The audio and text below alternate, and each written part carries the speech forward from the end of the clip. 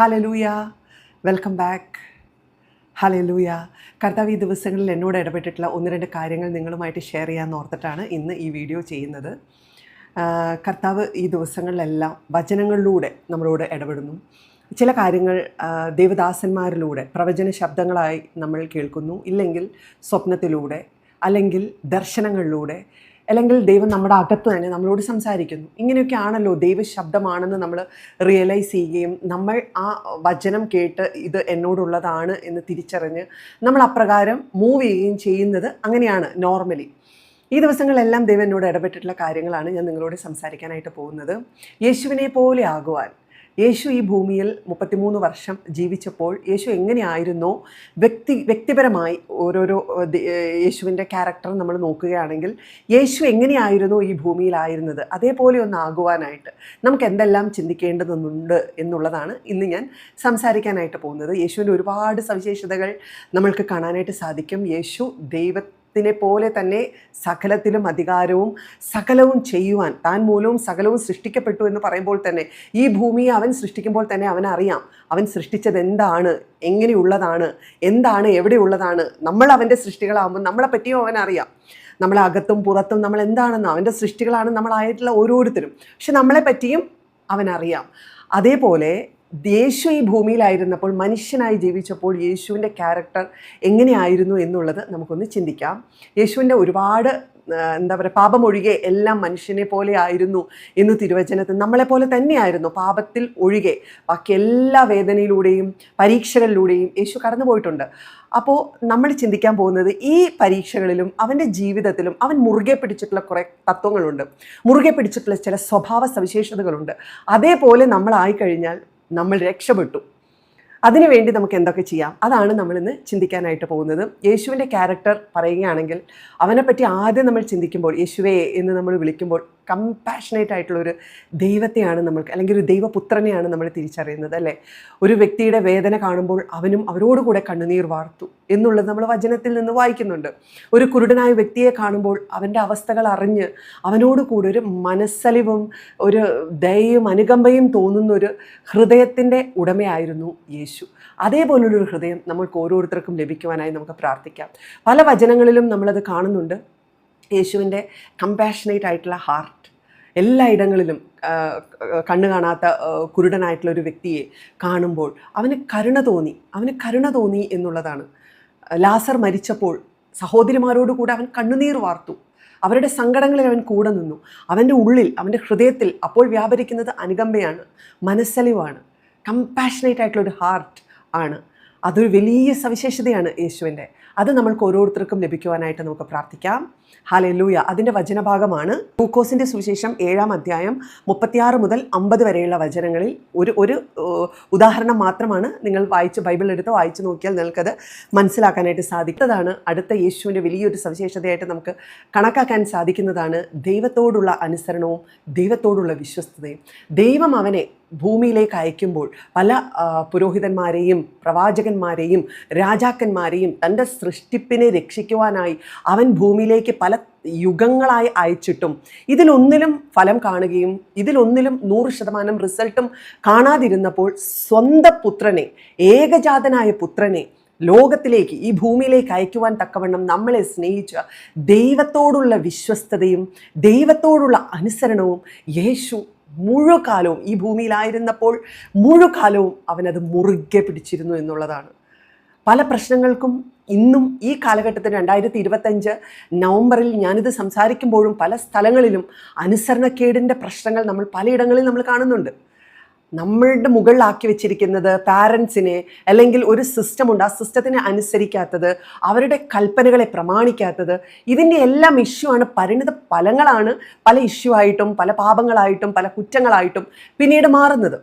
യേശു ദൈവമായിരുന്നു, ഞാനും പിതാവും ഒന്നാകുന്നു എന്ന് വചനം പറയുന്നു. അപ്പം പിതാവിനെ പോലെ തന്നെ സകലത്തിലും കൺട്രോളുള്ള നമ്മുടെ യേശു, ദൈവം അയച്ചു വന്നവൻ, ദൈവത്തിൻ്റെ സന്നിധിയിൽ നിന്ന് ഭൂമിയിലേക്ക് ഇറങ്ങി വന്നവൻ, ദൈവത്തിനോട് അനുസരണയുള്ളവനും ദൈവത്തോട് വിശ്വസ്തനുമായിരുന്നു.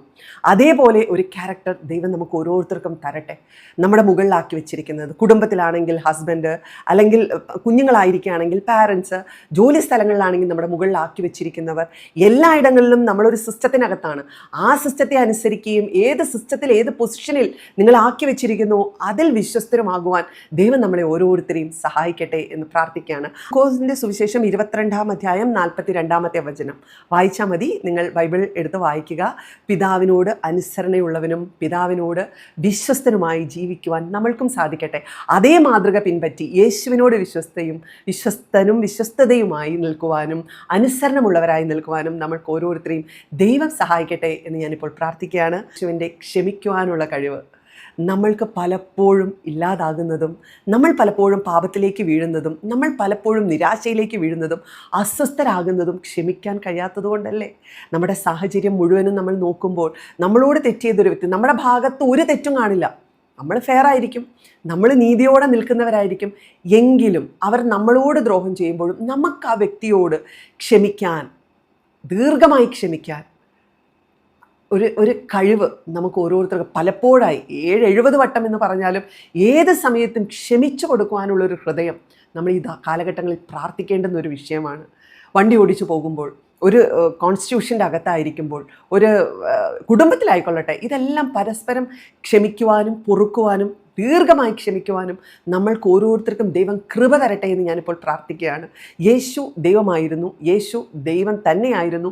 യേശു ഈ ഭൂമിയിലേക്ക് വന്നത് നമ്മളെപ്പോലെ ഒരു മനുഷ്യനായി, ഈ ഭൂമിയിൽ അവൻ ദൈവമെന്ന് ഭാവിക്കാതെ അവൻ ഉയരത്തിൽ നിന്ന് ഇറങ്ങി വന്നു എന്ന് പറയുന്നുണ്ട്.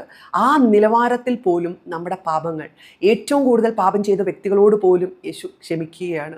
ചെറുതും വലുതുമായ പാപങ്ങൾ, പാപം എല്ലാം പാപമാണ്, ചെറുതായാലും വലുതായാലും, ആ വ്യക്തികളോട് പോലും ക്ഷമിക്കുന്ന, ദീർഘമായി ക്ഷമിക്കുന്ന, കൂടെ നടന്ന് ഒറ്റുന്നവനോട് ക്ഷമിക്കുന്ന, കൂടെ നടന്ന് തള്ളിപ്പറഞ്ഞവനോട് ക്ഷമിക്കുന്ന, കൂടെ നടന്ന് ഉപദ്രവിക്കുന്നവനോട്, ഏൽപ്പിച്ചു കൊടുക്കുന്നവനോട് ക്ഷമിക്കുന്ന, ഒരിക്കൽ വാഴ്ത്തിയവർ പിന്നെ അവനെ കുത്തി, അവനെ നോവിച്ചു, കല്ലെറിഞ്ഞു. നമ്മൾ കാൽവരി ക്രൂശിൽ നമ്മൾ കാണുന്ന അതാണ്. അവനെ ഹോസന്ന പാടിയ ജനങ്ങളാണ് അവനെ ഏറ്റവും കൂടുതൽ ക്രൂശിച്ചത്. റോമൻ പടയാളികളോട് കൂടെ ചേർന്ന് അവനെ നിന്ദിക്കുകയും അവനെ കല്ലെറിയുകയും അവനെ മരിക്കുവാനാകത്തക്ക വിധത്തിൽ അവനാക്കിയതും ചെയ്യുന്ന ജനങ്ങളെ നോക്കി അവൻ പറയുകയാണ്, പിതാവേ, ഇവർ ചെയ്യുന്നത് എന്തെന്ന് ഇവർക്കറിയായികയാൽ ഇവരോട് ക്ഷമിക്കണമേ. അങ്ങനെയൊരു ക്ഷമ, ശത്രുക്കളോട് സ്നേഹിക്കുവാൻ, ശത്രുക്കളോട് ക്ഷമിക്കുവാൻ, നമ്മളോട് ശത്രുതയുള്ളവരോട് പോലും ക്ഷമിക്കുവാനുള്ളൊരു ഹൃദയം നമ്മൾക്ക് ഓരോരുത്തർക്കും ദൈവം തരട്ടെ. എത്ര വട്ടം ഉപദ്രവിക്കുന്നവരോടും ക്ഷമിക്കുവാൻ, അവർക്ക് വേണ്ടി പ്രാർത്ഥിക്കുവാൻ, അവരെ സ്നേഹിക്കുവാൻ, ആത്മാവിൻ്റെ സ്നേഹം, നമ്മളിൽ നിന്ന് നിർവ്യാജമായ സ്നേഹം, ബൈബിളിൽ പറയുന്ന മുഴുവൻ ദൈവം നമ്മളോടുള്ള നിർവ്യാജ സ്നേഹമാണ്. ആ സ്നേഹം നമ്മളും തിരിച്ചു കൊടുക്കുന്നുണ്ട്. അതേപോലെ ശത്രുക്കളെയും സ്നേഹിക്കുവാൻ, അവരോട് ക്ഷമിക്കുവാൻ, നമ്മളെ തകർക്കാൻ ശ്രമിക്കുന്ന എല്ലാ വ്യക്തികളോടും ക്ഷമിക്കുവാൻ ഉള്ളൊരു കഴിവ്, ആ ഒരു കൃപ ഇപ്പോൾ റിലീസാകട്ടെ എന്ന് ഞാനിപ്പോൾ പ്രാർത്ഥിക്കുകയാണ്. ഹല്ലേലൂയ. ലൂക്കോസിൻ്റെ സുവിശേഷം 23-ാം അധ്യായം 34-ാമത്തെ വചനം, അതാണ് ബൈബിളിൽ വായിച്ചാൽ മതി. ഹല്ലേലൂയ. അവൻ ദൈവമായിരുന്നു, അവൻ രാജാതി രാജാവാണ്, അവൻ കർത്താതി കർത്താവാണ്. കർത്താവെ, അങ്ങയുടെ മഹത്വം ദർശിച്ചവരാരുണ്ട്? സകലത്തെയും ഉള്ളം കയ്യിൽ വഹിക്കുന്നവൻ, സകലത്തെയും പേർ ചൊല്ലി വിളിക്കുന്നവൻ, ഇന്നലെയും നാളെയും എന്തെന്നറിയുന്നവൻ. ഓ ഹല്ലേലൂയ. അങ്ങേക്കാൾ വലുതായിട്ട് ഒന്നുമില്ല. എങ്കിലും അങ്ങേ ഭൂമിയിലായിരുന്നപ്പോൾ ഏറ്റവും താഴ്മയുള്ളവനായിരുന്നു, ലീഡറായിരുന്നു. യഹൂദാദേശത്തിൽ, യെരുശലേമിൽ, നസ്രത്തിൽ എല്ലാം ഇവൻ ശുശ്രൂഷിച്ചുകൊണ്ടിരിക്കുമ്പോൾ തന്നെ, അവനെ പിൻപറ്റി ഒരു മൾട്ടിറ്റ്യൂഡ്സ് അവൻ്റെ പുറകെ പോകുമ്പോൾ തന്നെ അവൻ ഏറ്റവും താഴ്മയുള്ളവനായിരുന്നു. ശിഷ്യന്മാരുടെ ഇടയിൽ സ്നേഹിക്കേണ്ടത് എന്തെന്നും താഴ്മപ്പെടേണ്ടത് എന്തെന്നും അവൻ നമുക്ക് കാണിച്ചു തന്നു. വചനഭാഗത്തിൽ നമ്മൾ കാണുന്നുണ്ട്, അവൻ ഓരോരോ ശിഷ്യന്മാരുടെ കാലുകളും അവൻ കഴുകി തോർത്തി എന്നുള്ളത്. അവനെപ്പറ്റി നമ്മൾ ചിന്തിക്കുകയാണെങ്കിൽ യേശു ആരാണ്? യേശു എന്ന് പറയുന്ന ദൈവപുത്രൻ നമ്മുടെ ഇടയിൽ മനുഷ്യനായി ജീവിച്ചു. അവരോടുകൂടെ ശുശ്രൂഷ ചെയ്യുന്ന ഓരോരോ വ്യക്തികളെയും സ്നേഹിക്കേണ്ടത് എന്തെന്ന് അവൻ പഠിപ്പിച്ചു. താഴ്മ ധരിക്കേണ്ടത് എന്തെന്ന് അവൻ പഠിപ്പിച്ചു. ഹല്ലേലൂയ. ദൈവമേ, നമ്മളായിരിക്കുന്ന ഓരോരോ, ഞാനിപ്പോൾ അങ്ങനെ ചിന്തിക്കുകയാണ്, ആശിക്കുകയാണ്. നമ്മളിപ്പോൾ ഓരോരുത്തരും ഓരോരോ കൂട്ടായ്മയിലും ഓരോരോ ജോലി സ്ഥലത്തും ഇപ്പോൾ ഒരു ചെറിയൊരു അധികാരം അങ്ങോട്ട് കിട്ടിക്കഴിയുമ്പോഴത്തേക്കും പിന്നെ ദൈവം വേണ്ട, നമുക്ക്, അല്ലേ? അധികാരം എനിക്കുണ്ട്, ഒരു അത്യാവശ്യം ഒരു ഒരു പൊസിഷനിലൊക്കെ ആയി കഴിയുമ്പോഴത്തേക്കും താഴ്മ ഇല്ലാതെയാകുന്നു, അഹങ്കാരം, അഹന്ത നമ്മളിൽ വർദ്ധിക്കുന്നു. നമ്മൾ നമ്മുടെ ഗുരുവിനെ നോക്കി, യജമാനനെ നോക്കി പഠിക്കുമ്പോൾ നമ്മൾക്ക് വഴി കാണിച്ചു തന്നിട്ടുള്ള നമ്മുടെ യജമാനൻ ഏറ്റവും താഴ്മയുള്ളവനായിരുന്നു, ഏറ്റവും താഴ്മയുള്ളവൻ. അവൻ കാൽ കഴുകി തുടയ്ക്കുവാൻ തക്കവണ്ണം താഴ്മ നമ്മളെ പഠിപ്പിച്ചു. അഹങ്കരിക്കാനല്ല, താഴ്മപ്പെടുവാൻ, വിനയപ്പെടുവാൻ. ഹല്ലേലൂയ. ബലമുള്ള കൈക്കീഴിൽ താണിരിപ്പാൻ അവൻ നമ്മളെ പഠിപ്പിച്ചു. ഹല്ലേലൂയ. അവൻ ഹമ്പിളായിരുന്നു. ഏറ്റവും നല്ല ലീഡർഷിപ്പ് നമ്മളെ കാണിച്ചു തന്ന നമ്മുടെ മഹാപുരോഹിതൻ യേശുവിന് ഹല്ലേലൂയ പറയാമോ? എല്ലാവരും ഒന്ന് സ്തുതിക്കാമോ? ഹല്ലേലൂയ. യേശുവേ, അങ്ങയുടെ നാമത്തെ ഞങ്ങൾ ഉയർത്തുകയാണ്. അങ്ങയെ മാത്രം ആരാധിക്കുന്ന കർത്താവേ, അങ്ങയെ മാത്രം നോക്കി ജീവിക്കുവാൻ ഞങ്ങളെ സഹായിക്കണമേ. ഹല്ലേലൂയ. ഒരു വചനഭാഗം കൂടെ ഞാനിപ്പോൾ ഓർക്കുകയാണ്. കാൽവരി ക്രൂശിൽ കർത്താവ് ഗെത്സമനയിൽ വളരെ ബുദ്ധിമുട്ട് അനുഭവിക്കുക, മാനസികമായി പീഡനം അനുഭവിക്കുന്ന സമയത്ത് അവൻ ദൈവത്തോട് ചോദിച്ചൊരു ചോദ്യമുണ്ട്. പിതാവേ, നീ എന്നെ കൈവിട്ടോ? കൈ പിടിച്ചതുകൊണ്ടാണല്ലോ കൈവിട്ടോ എന്ന് ചോദിക്കേണ്ടുന്ന ഒരു ചോദ്യത്തിൻ്റെ പ്രസക്തി അവിടെ വരുന്നത്. അവൻ ദൈവമായിരിക്കെ അവൻ പിതാവിൻ്റെ കൈയിൽ പിടിച്ച് ഈ ഭൂമിയിൽ നടന്നതുപോലെ നമ്മുടെ ഗുരുവിൻ്റെ കൈ പിടിച്ച് ഗുരുവിനെ പോലെ നടക്കുവാൻ ദൈവം നമ്മളെ ഓരോരുത്തരെയും അഭ്യസിപ്പിക്കട്ടെ. ഓ ഹല്ലേലൂയ. ഒന്ന് ആലോചിച്ച് നോക്കിയേ, ഏതൊരു ബുദ്ധിമുട്ടിലും, ഏതൊരു നന്മയിലും, ഏതൊരു സന്തോഷത്തിലും ദൈവത്തിൻ്റെ കരം പിടിച്ച് നടന്നു പോയ യേശുവിൻ്റെ മാതൃകയാക്കി നമ്മൾക്ക് ഓരോരുത്തർക്കും ജീവിക്കാം. അങ്ങനെ ഒരു ലീഡർ ആയിക്കൊള്ളട്ടെ, ഒരു സഭയുടെ പാസ്റ്റർ ആയിക്കൊള്ളട്ടെ, മൾട്ടിറ്റ്യൂഡ്സ് ഉണ്ടാവും, വംശങ്ങളുണ്ടാവും, രാജ്യങ്ങളുണ്ടാവും നിങ്ങളുടെ പിൻപറ്റി. എങ്കിലും ആ ദൈവത്തിൻ്റെ കരം പിടിച്ച് നടക്കുവാൻ, യേശുവിൻ്റെ കരം പിടിച്ച് നടക്കുവാൻ നമ്മൾക്ക് ഓരോരുത്തർക്കും സാധിക്കട്ടെ. ഹല്ലേലൂയ. യേശുവിൻ്റെ ക്യാരക്ടറിൽ കാണാൻ പോകുന്നതാണ് അവൻ്റെ പ്രാർത്ഥനാ ജീവിതം. ഏതൊരു സാഹചര്യത്തിലും എപ്പോഴും അവൻ വേറിട്ട് ദൈവസന്നിധിയിൽ മാറിയിരുന്ന് പ്രാർത്ഥിക്കുവാനായിട്ട് ശ്രദ്ധിച്ചിട്ടുണ്ട്. ഈ ഭൂമിയിൽ സകലതും പ്രാർത്ഥിച്ച് ഒരു കാര്യം പോലും ദൈവത്തോട് പറയാതെ അവൻ ഈ ഭൂമിയിൽ ചെയ്തിട്ടില്ല. പിതാവേ, നിൻ്റെ ഇഷ്ടം, പിതാവേ നീ പ്രവർത്തിക്കണമേ, പിതാവേ നീ മഹത്വം എടുക്കേണ്ടെന്ന് നിൻ്റെ കരുണ ഇവരോട് തോന്നണമേ. ഹല്ലേലൂയ. അങ്ങനെ ഒരു പ്രാർത്ഥനാ ജീവിതം യേശുവിനെ നോക്കി നമുക്ക് പഠിക്കാനായിട്ട് സാധിക്കും. പല സ്ഥലങ്ങളിൽ ഗെത്സമന തോട്ടത്തിൽ അവൻ പ്രാർത്ഥിക്കുന്നത് ഒരു വലിയ മാതൃകയാണ്.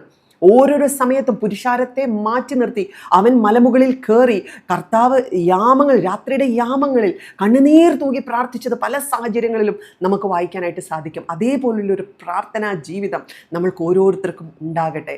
അതേപോലെ ഒരു വിശുദ്ധ ജീവിതവും നമുക്കുണ്ടാകട്ടെ. ഒരു പാപത്തിലും അവൻ വീണു പോകാതെ, പെട്ടുപോകാതെ, പട്ടുപോകാതെ, അതിലൊന്നിലും പിശാചിടുന്ന പരീക്ഷകളിൽ മാത്രമല്ല, നമ്മുടെ ലോകത്തിൽ മോഹങ്ങളിൽ, പാപങ്ങളിൽ, ജഡമോഹങ്ങളിൽ ഒന്നും വീണു പോകാതെ കാത്തു സൂക്ഷിച്ചൊരു വിശ്വാസ ജീവിതം അവനുണ്ടായിരുന്നു.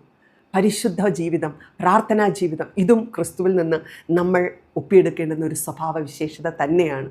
ഹല്ലേലൂയ. ഇന്ന് ഓരോരുത്തരും കർത്താവിൽ വിശ്വസിച്ച് കർത്താവിനെ പിൻപറ്റിയിരിക്കുന്ന ഓരോരോ ദൈവമക്കൾക്കും യേശുവിനെ പോലെ ആകുവാൻ നമുക്ക് അധികാരം ലഭിച്ചിരിക്കുന്നു. അപ്പോൾ നിങ്ങൾക്കും എനിക്കും ഇതെല്ലാം സാധ്യമാണ്. യേശുവിനെ കൈപിടിച്ച് നടക്കുകയാണെങ്കിൽ, രോഗികളെ കാണുമ്പോൾ കമ്പാഷനേറ്റ് ആയിട്ടുള്ളൊരു ഹൃദയം നമ്മളിൽ നിന്ന് പുറപ്പെടുകയാണെങ്കിൽ, യേശു ആ ഒരു മനസ്സലിവോടുകൂടെ രോഗികളെ സൗഖ്യമാക്കി, കുരുടനായിരുന്നവരെ കണ്ണിന് കാഴ്ചകളെ നൽകി, കുഷ്ഠരോഗികളെ സൗഖ്യമാക്കി, മരിച്ചവരെ ഉയർപ്പിച്ചു. കർത്താവെ, മുടന്തന്മാരുടെ കാലുകളെ അവൻ ശരിയാക്കി, സംസാരിക്കാൻ കഴിയാത്ത ഊമന്മാരുടെ വായുകളെ അവൻ തുറന്നു, ചെവി തുറന്നു. അങ്ങനെയുള്ള അത്ഭുതങ്ങൾ, കാനാവിലെ വെള്ളം വീഞ്ഞാക്കി അത്ഭുതങ്ങളും അടയാളങ്ങളും രോഗസൗഖ്യങ്ങളും യേശു എവിടെയെല്ലാം യാത്ര ചെയ്തു എല്ലാം നമുക്ക് കാണാനായിട്ട് സാധിക്കും. അതേപോലെ യേശുവിൻ്റെ ശിഷ്യരാണോ, യേശുവിനെ പിൻപറ്റുന്ന യേശുവിൻ്റെ സഹോദരി സഹോദരന്മാരാണോ, നിത്യജീവൻ അവകാശികളാണോ, പിതാവിനെ അബാ എന്ന് വിളിക്കുവാൻ അവകാശവും ലഭിച്ചിരിക്കുന്നവർ, അധികാരവും ലഭിച്ചിരിക്കുന്നവരാണോ, നിങ്ങൾക്കും ഇതിനുള്ള സാധ്യതയുണ്ട്. യേശു ചെയ്തതുപോലെ തന്നെ അതിലധികമായി ചെയ്യുവാൻ, പരിശുദ്ധാത്മാവിൽ ആശ്രയിച്ച് ഈ ഭൂമിയിൽ ചെയ്യുവാൻ നമ്മൾക്ക് ഓരോരുത്തർക്കും ദൈവം കൃപ തരട്ടെ എന്ന് ഞാനിപ്പോൾ പ്രാർത്ഥിക്കുക. ഏത് അത്ഭുതങ്ങളും അടയാളങ്ങളും എഴുതുവാനാണെങ്കിൽ ഈ ഒരു ബൈബിളിൻ്റെ സൈസൊന്നും മതിയാവില്ല എന്നുള്ളതാണ് വചനഭാഗത്ത് നമുക്ക് വായിക്കാൻ സാധിക്കുന്നത്. ഈ സുവിശേഷങ്ങളിൽ ഉടനീളം യേശു ചെയ്ത അത്ഭുതങ്ങളും അടയാളങ്ങളും കർത്താവ് വീര്യപ്രവൃത്തികളും നമ്മൾ കണ്ടുകൊണ്ടിരിക്കുകയാണ്. അപ്പോൾ ബൈബിൾ വായിക്കുന്നവർക്ക് അത് തീർച്ചയായിട്ടും മനസ്സിലാകും.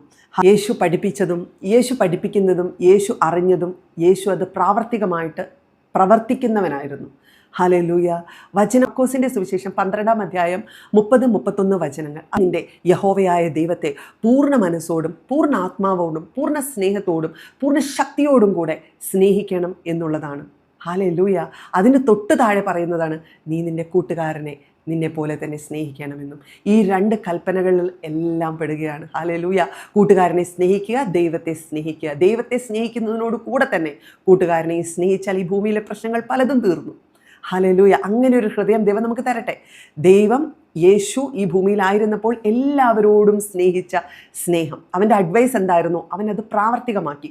രഹസ്യ ജീവിതത്തിലാണ് ദൈവമക്കളെ നമ്മൾ ഈ പ്രസംഗിക്കുന്നതല്ല. നമ്മൾ രഹസ്യ ജീവിതത്തിൽ ദൈവം തന്നിട്ടുള്ള കമാൻഡ്മെൻറ്റ്സ് അനുസരിക്കുന്നുണ്ടോ?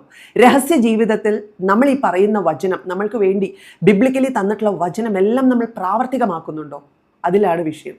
പരസ്യ ജീവിതത്തിൽ ജനങ്ങളെ കാണുക, നമ്മൾ വലിയ പ്രാർത്ഥന വ്യക്തിയും അല്ലെങ്കിൽ വലിയ വിശുദ്ധരും വലിയ വചനം അനുസരിക്കുന്നവരും ഒന്നായിട്ട് കാര്യമില്ല.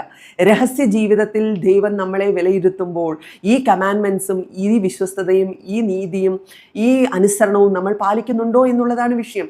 യേശുവിന് രഹസ്യവും പരസ്യവുമായിട്ട് ഒരു ജീവിതമേ ഉണ്ടായിരുന്നുള്ളൂ. അവൻ ജ്ഞാനത്തോട് ഉപദേശിക്കുന്നതെല്ലാം അവൻ പ്രാവർത്തികമാക്കി, അവൻ പ്രൂവ് ചെയ്ത് കാണിച്ചു. ഹല്ലേലൂയ.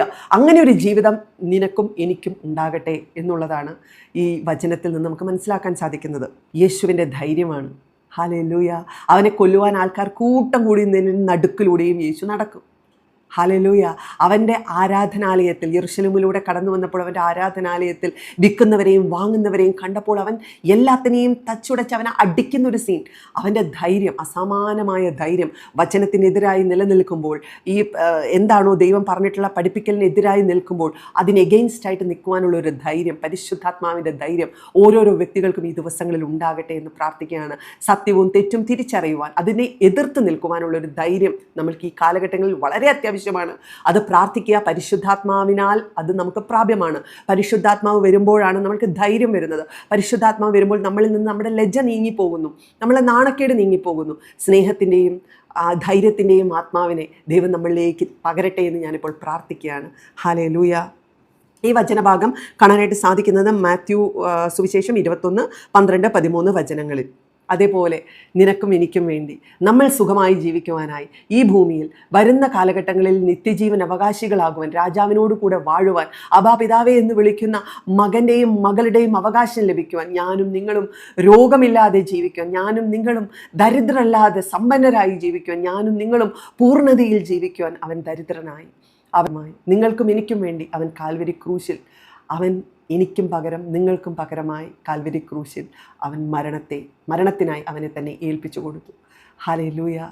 നമ്മളും ഈ ഭൂമിയിലായിരിക്കുമ്പോൾ അവൻ്റെ ക്യാരക്ടറിസ്റ്റിക്സിനെ നോക്കി പഠിക്കുകയാണെങ്കിൽ നമ്മളോട് വചനം പറയുന്നു, നിങ്ങൾ ചാകുന്നില്ല എങ്കിൽ, ഗോതമ്പ് മണി നിലത്ത് വീണ് ചാകുന്നില്ല എങ്കിൽ, ഹല്ലേലൂയ, നിങ്ങളായിരിക്കുന്ന ജഡത്തിൽ നിന്ന്, നിങ്ങളായിരിക്കുന്ന ഞാൻ എന്ന ഭാവത്തിൽ നിന്ന്, നമ്മളായിരിക്കുന്ന വ്യക്തി സ്നാനത്തോടുകൂടെ മരിച്ചു ഉയർപ്പിച്ചു.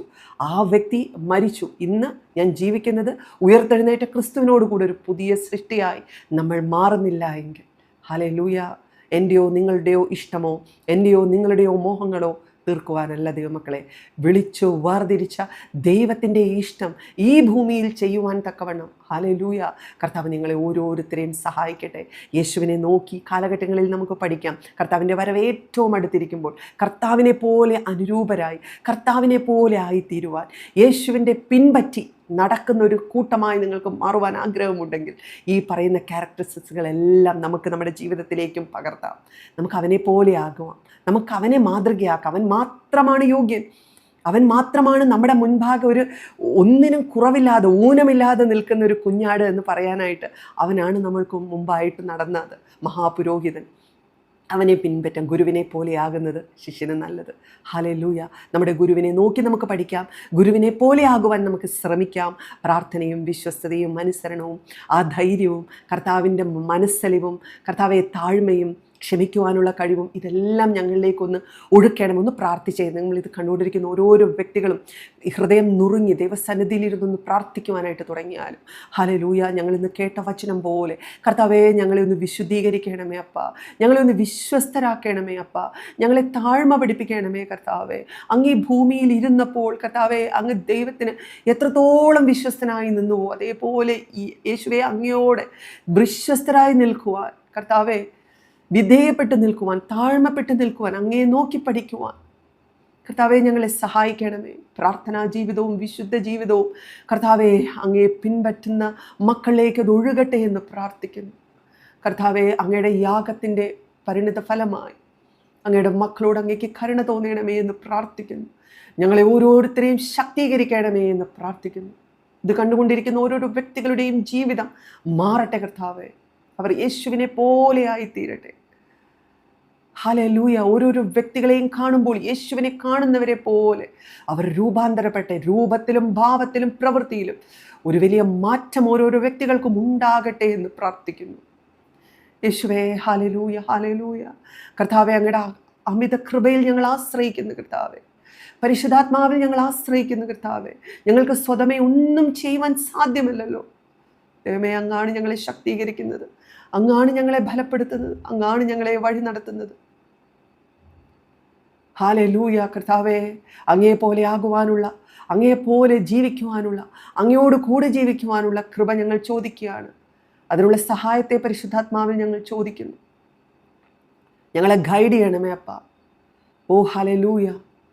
കർത്താവെ, അങ്ങിൽ നിന്ന് കേൾക്കുവാൻ, കർത്താവെ, അങ്ങിൽ നിന്ന് അങ്ങേ നോക്കി പഠിക്കുവാൻ, അങ്ങിൽ നിന്ന് പഠിക്കുവാൻ, അങ്ങയുടെ ശബ്ദം കേൾക്കുവാൻ, കർത്താവെ, ആ പൊന്മുഖത്തേക്ക് നോക്കുവാൻ, ആ സാന്നിധ്യത്തിൽ രസിക്കുവാൻ, ആ മഹത്വത്തിൽ കുതിരുവാൻ, ഓ ആ സാമീപ്യത്തെ ഞങ്ങൾ കൊതിക്കുന്നു കർത്താവെ. നിറച്ചാട്ടെ, നിറച്ചാട്ടെ, നിറച്ചാട്ടെ. ഓരോരോ വ്യക്തികളെയും രൂപാന്തരപ്പെടുത്തണമേ കർത്താവെ. അവർ ആഗ്രഹിക്കുന്നു, അവർക്കൊരു മാറ്റം വേണം. അങ്ങനെയുള്ള വ്യക്തികൾ ഈ ദിവസങ്ങളിൽ രൂപാന്തരത്തിൻ്റെ പാതയിലേക്ക് ദൈവം ഇപ്പോൾ നിങ്ങളെ കൊണ്ടുവരികയാണ് കർത്താവെ. വലിയൊരു മാറ്റം, പ്രകടമായ മാറ്റം വ്യക്തിപരമായി ഓരോരോ വ്യക്തികളിലും ഈ ദിവസങ്ങളിൽ കാണുവാനായിട്ട് പോവുകയാണ്. Hallelujah, hallelujah. കർത്താവെ, കർത്താവെ, അങ്ങയുടെ സാമീപ്യത്തെ, അങ്ങയുടെ സാന്നിധ്യത്തെ ഞങ്ങൾ കൊതിക്കുന്നു കർത്താവെ. അങ്ങയുടെ കൂട്ടായ്മയെ ഞങ്ങൾ ആവശ്യപ്പെടുന്നു കർത്താവെ. അങ്ങയുടെ സഹിത്വത്തെ ഞങ്ങൾ ആവശ്യപ്പെടുന്നു കർത്താവെ. നടത്തണമേ കർത്താവെ. ഓ ഹല്ലേലൂയ. ആ മൃദുസ്വരം ഞങ്ങളെ ഒന്ന് കേൾപ്പിക്കണമേ അപ്പാ. അങ്ങയുടെ മാറോട് ചേർന്നിരിക്കുവാൻ ഞങ്ങളെ സഹായിക്കണമേ കർത്താവെ. ഇത് കണ്ടുകൊണ്ടിരിക്കുന്ന ഓരോരോ വ്യക്തികളെയും ഞാൻ അനുഗ്രഹിച്ച് പ്രാർത്ഥിക്കുന്നു പിതാവേ. പരിശുദ്ധാത്മാവിൻ്റെ വലിയ സാന്നിധ്യം ഞാനിപ്പോൾ അനുഭവിക്കുന്നത് ഇവർ ഓരോരുത്തരും അറിയുവാൻ തക്കവണ്ണം കർത്താവെ കൃപ ചെയ്യണമേ. അങ്ങേക്ക് മനസ്സലിയണമേ കർത്താവെ. വ്യക്തികളോട്, വ്യക്തികളുടെ രൂപാന്തരത്തിനായി, മാനസാന്തരത്തിനായി അങ്ങയുടെ മനസ്സലിവിനെ ഞാനിപ്പോൾ ചോദിക്കുന്നു. അങ്ങയുടെ കാരുണ്യത്തെ ഞങ്ങളിപ്പോൾ ചോദിക്കുന്നു. അങ്ങയുടെ സ്നേഹത്തെ ഞങ്ങളിപ്പോൾ ചോദിക്കുന്നു. ദൈവമേ, അങ്ങയുടെ സ്നേഹം ഇവരൊന്ന് കാണട്ടെ, അനുഭവിക്കട്ടെ. അനുദിനം അങ്ങയുടെ സ്നേഹം അനുഭവിക്കുവാൻ ഇവർക്ക് ഭാഗ്യമുണ്ടാകട്ടെ. സ്വർഗത്തിലിരിക്കുന്ന ദൈവത്തിൻ്റെ സ്നേഹം അനുഭവിപ്പാൻ ഈ ഭൂമിയിൽ അവകാശം ലഭിച്ചിരിക്കുന്ന ഓരോരോ മക്കൾക്കായി ഞാൻ സ്തോത്രം പറയും. Thank you Jesus. ഞങ്ങൾ എന്തുണ്ടപ്പ ഇത്ര വലിയ സ്നേഹത്തിനായി, ഇത്ര വലിയ കരുതലിനായി, ഇത്ര വലിയ വലിയ ഭാഗ്യത്തിനായി, അനുഗ്രഹത്തിനായി ഞങ്ങൾ അങ്ങേക്ക് നന്ദി പറയും. സകലതും അങ്ങ് മുഖാന്തരമാണ്. അങ്ങയുടെ നാമത്തെ ഞങ്ങൾ ഉയർത്തുകയാണ്. ഞങ്ങൾ അങ്ങയെ സ്നേഹിക്കുന്നു യേശുവേ. We love you Jesus, we love you Jesus. യേശുവിൻ്റെ നാമത്തിൽ തന്നെ പിതാവേ. ആമേൻ, ആമേൻ, ആമേൻ.